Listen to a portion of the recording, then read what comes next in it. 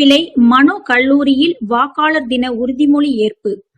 தமிழ்நாடு உயர்கல்வித்துறை தேர்தல் ஆணையம் மற்றும் மனோன்மணியம் சுந்தரனார் பல்கலைக்கழக நாட்டு நல பணித்திட்ட ஒருங்கிணைப்பாளர் ஆகியோரின் ஆணைக்கிணங்க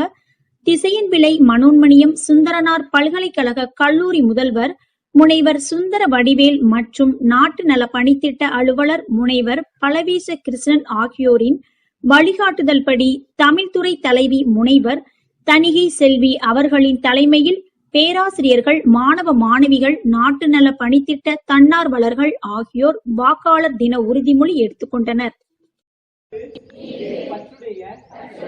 இந்திய குடிமக்களாகிய நாம் நம்முடைய நலன் கருதும்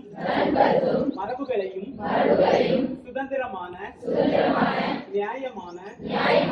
மற்றும் அமைதியான